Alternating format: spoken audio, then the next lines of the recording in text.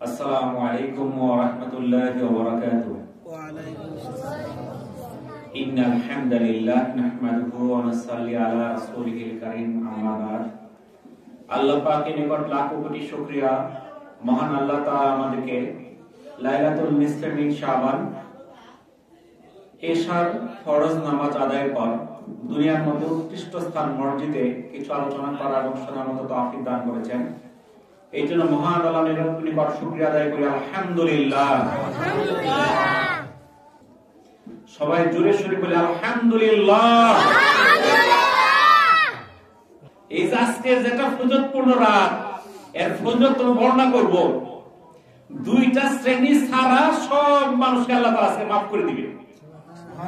এরপরেও যারা চার দোকানে বসে টিভি দেখতেছে, আসলে আমাদেরকে দেখা শয়তান মাঝে মধ্যে হাসে, আর তো শয়তান সেখানে কিছু নাই। আমরা বাইরে যারা আছি মেহেরবানি করে মসজিদের ভিতরে চলে আসি। এটা এমন একটা জায়গা, রহমতের জায়গা।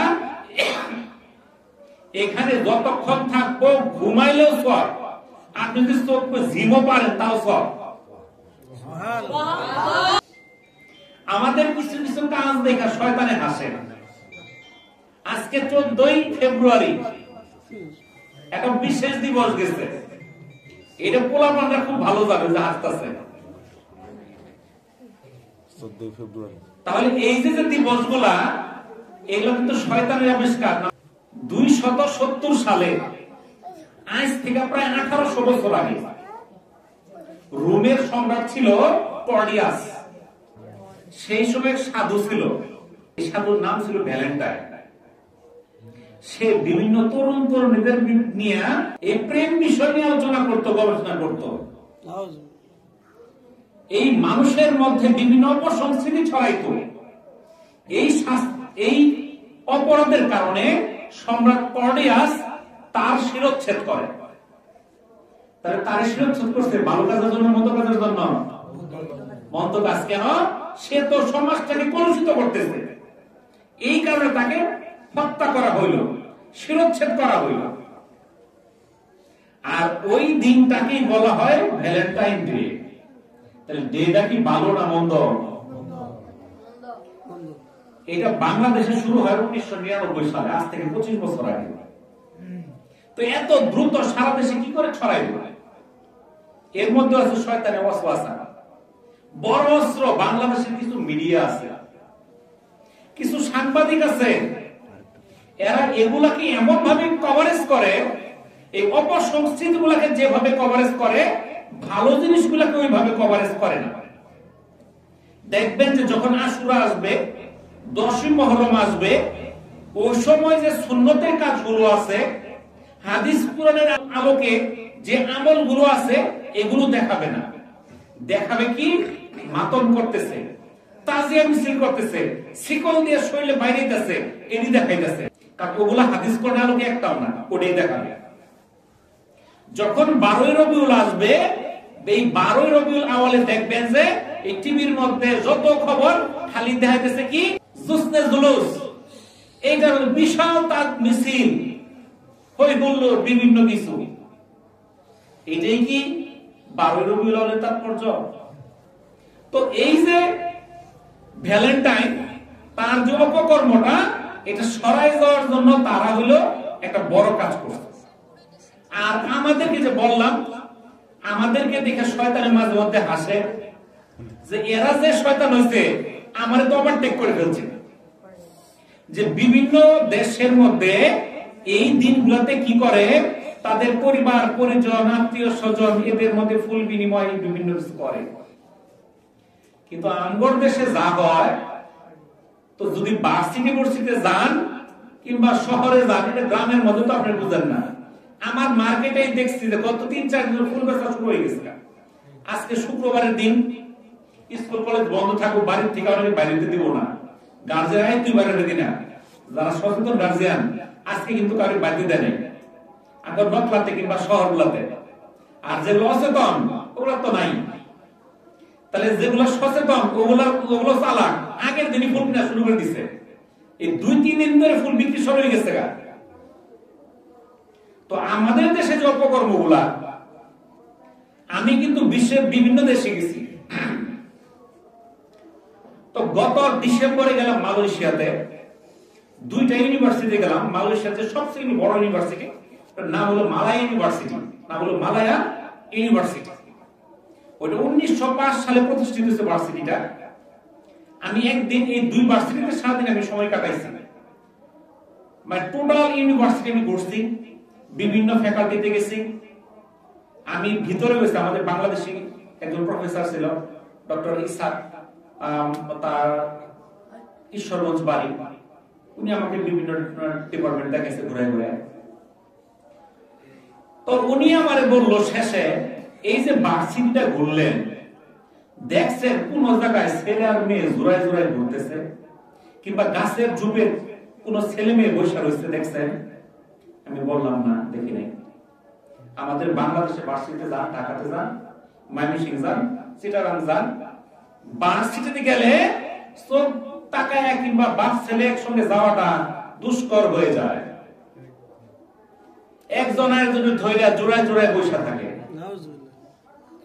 কিন্তু মালয়েশিয়াতে পাইলাম না। ওই ভার্সিটিতে বিভিন্ন দেশের নাগরিকরা লেখাপড়া করে, মুসলমানরা করে, ইহুদিরাও করে, খ্রিস্টানরা করে, বৌদ্ধরাও করে। যারা ওই দেশের মানুষ, ওরা পোশাক আশাক ওই দেশের পোশাক, ওরা পর্দা করে চলে। আবার অন্য দেশের পোশাক, হাফ প্যান্ট পরে থাকে, ওদের পোশাক ওরা পরে, যার যে দেশের পোশাক ওখানে ওটা পড়তেছে।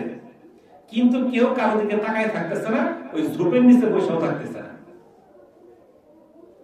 তো আমি তো দেখলাম যে আমাদের দেশটার মধ্যে কি আছে, আমরা শুধু মহিলাদের ওয়াজ করি, পর্দা করো পর্দা করো। আরেকটা যে ওয়াজ আছে চোখের হেফাজত করো, এটা কিন্তু করি না। তো আমি মালয়েশিয়াতে ঘুরে দেখলাম, ওখানে পর্দার আলোচনা আছে, চোখের হেফাজত আছে। কোন মেয়ে কোন পোশাকে গেল কেউ তাকায়ও দেখে না। বুঝতে পারছেন তো? ওইরকম একটা মেয়ে যদি এই রাস্তা দিয়ে যায়, আমার মনে হয় যে এই রোহা গ্রামের অর্ধেক লোক এসে বলে দিচ্ছে কি আজব এক চিজ আইছে, এটা মনে করবে। বুঝতে পারছেন তো? আর ওইদিকে কারা কোন পোশাকের সামনে দিয়ে যেতেছে তাকানোর কারো সময় নাই, ইচ্ছা নাই, যাকে যে করবে। তাহলে দেখেন, এই যে ভ্যালেন্টাইন ডে আমাদের দেশে জোড়ায় জোড়ায় বৈশা এই ঝুপের নিচে ঝাড়ের নিচে যা কাজগুলা করে, এটা দেখে শয়তানেও হাসে।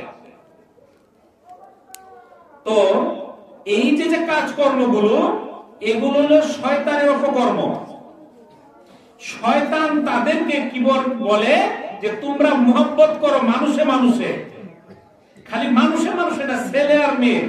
শুধু ছেলে আর মেয়ে না, বেগানা যাদের দিকে তাকানো হারাম তাদের সাথে বলেন না। তো মুহাব্বত কিভাবে করতে হবে? সূরা আল ইমরানের 31 নম্বর আয়াতে আল্লাহ তাআলা বলেন, বিসমিল্লাহির রহমানির রহিম, কুল ইন কুনতুম তুহিব্বুনাল্লাহ ফাত্তাবিউনি ইউহিব্বুকুমুল্লাহ ওয়া ইয়াগফির লাকুম যুনুবাকুম ওয়াল্লাহু গফুরুর রহিম। অর্থ, রাসূল আপনি বলে দিন, তোমরা যদি আল্লাহকে ভালোবাসতে চাও তবে আমার অনুসরণ করো, তাহলে আল্লাহ তোমাদেরকে ভালোবাসবেন এবং তোমাদের গুনাহসমূহ maaf করে দিবেন। সুবহানাল্লাহ। তাহলে ভালোবাসতে হবে আল্লাহকে। কাকে? আল্লাহকে। দুনিয়ার মহব্বত ছাড়তে হবে। দুনিয়ার মানুষের মহব্বতে ওই পার্কে বসে থাকলে ওই বিভিন্ন জীব হত্যা ছাড়া কিছু হবে না। এই পার্কে বসে থাকার কারণে, এই অপকর্মের কারণে আজকে ডাস্টবিন বাচ্চা পাওয়া যায়। কত মানুষের জীবন ধ্বংস হয়ে যায়, কত মানুষ ফাঁসিতে ঝুলে যায়, কেউ বিষ খায় আত্মহত্যা করে এই অপকর্মের কারণে। এক ছেলে আর মেয়ে মহব্বত হয়ে গেছে, জান দিয়ে গেছে, এক দড়িতে 2 জন মরে গেছে, বিনা হিসেবে জাহান্নামে 2 জনই গেছে। এই মানুষের মহব্বতে মারার জন্য আল্লাহ তাআলা জিন আর ইনসানকে সৃষ্টি করেন নাই।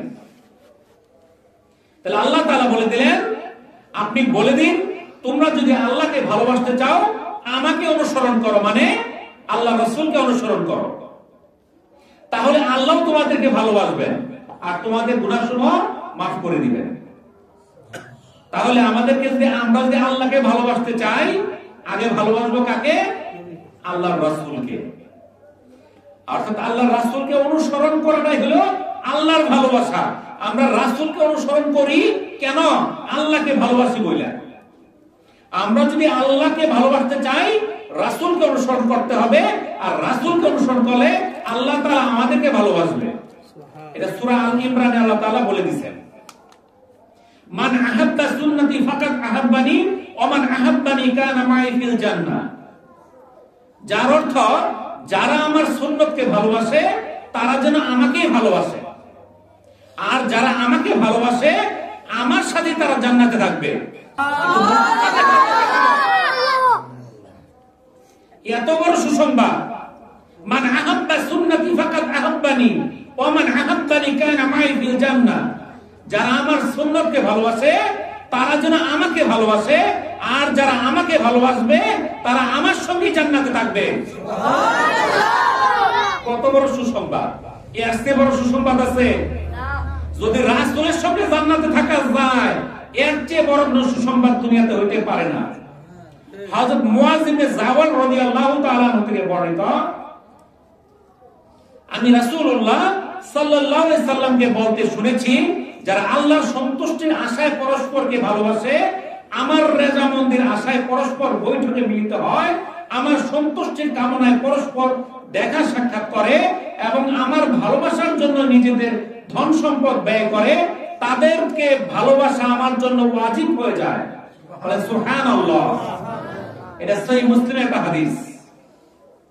তাহলে এখানে আল্লাহ রাসূল কি বললেন? যারা আল্লাহর সন্তুষ্টির আশায় একে অপরকে ভালোবাসে, আল্লাহর রেজামন্দির জন্য পরস্পর বৈঠকে মিলিত হয়। কি জন্য মিলিত হয়েছে?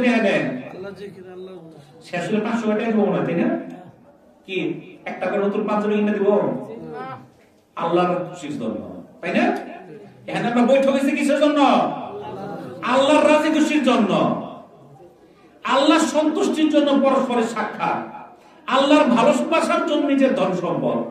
এদেরকে আল্লাহ তাআলা তাদেরকে ভালোবাসা ওয়াজিব হয়ে যায়। তাহলে আল্লাহ মহব্বত করছে দেখে আজকে আমরা ঢুকতে পারছি দুনিয়ার মধ্যে শ্রেষ্ঠ জায়গা মসজিদ, আর নিকৃষ্ট স্থান হলো বাজার। আর বাজারের মধ্যেই মানুষের সংখ্যা বেশি।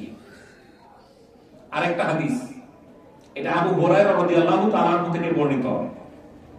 রাসূলুল্লাহ সাল্লাল্লাহু আলাইহি সাল্লাম ইরশাদ করেন, আল্লাহ তাআলার বান্দাদের মধ্যে এমন কিছু লোক আছে, এরা নবীও নয়, শহীদও নয়, কিন্তু বিচার দিবসে এদের মর্যাদা নবী এবং শহীদগণ তাদের উপর ঈর্ষান্বিত হবে।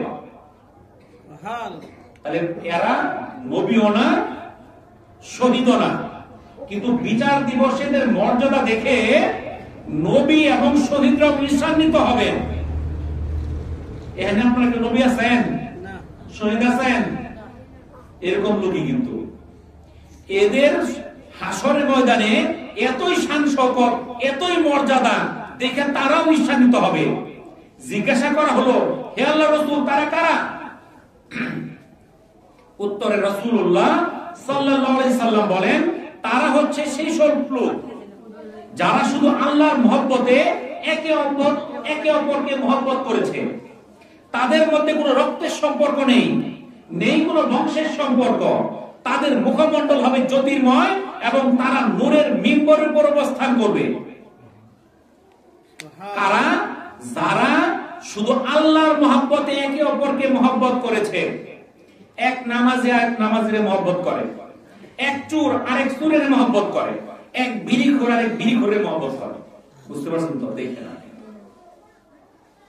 তাইলে যারা শুধু আল্লাহর মহব্বতে একে অপরের মহব্বত করে কিন্তু তাদের মধ্যে রক্তের সম্পর্ক নাই, তাদের মধ্যে নাই কোনো বংশের সম্পর্ক, ওই সকল লোক যাদের মধ্যে মহব্বত ছিল আল্লাহর জন্য, তাদের সেই হাসরের ময়দানে মুখমণ্ডল পুরো হবে জ্যোতির্ময়। তারা থাকবে নূরের মিম্বরে, কিয়ামতের বিভীষিকাময় অবস্থায় মানুষ থাকবে ভীত সন্ত্রস্ত, আর তারা ভীত হবে না, তাদের কোনো দুঃখও থাকবে না। এটা সহিহ, এটা তিরমিজির একটা হাদিস, তিরমিজি শরীফের একটা হাদিস। তাহলে আমরা যদি সেই ভয়াবহ দিনে আমরা মতির মিম্বরে থাকতে চাই, যদি চাই আমাদের চেহারাটা কি হোক, জ্যোতির্ময় হোক, মুখমণ্ডলে কোনো দুঃখ না থাকুক, তাহলে আমরা একত্রিত হবো কার জন্য? আল্লাহর জন্য। আজকে আমরা কি আল্লাহর জন্য একত্রিত হয়েছি না? তো আমরা যে আলোচনা শুনলাম, আল্লাহ তাআলা আমাদেরকে আমল করার তৌফিক দান করুন। যদি এর মধ্যে ভুলভ্রান্তি হয়ে থাকে, মহান আল্লাহর কাছে ক্ষমা চাই, আল্লাহ তাআলা যেন আমাকে maaf করে দেন। বলেন আমিন। ওয়া আখিরু দাওয়ানা আলহামদুলিল্লাহি রাব্বিল আলামিন। আসসালামু আলাইকুম ওয়া রাহমাতুল্লাহি ওয়া বারাকাতুহু।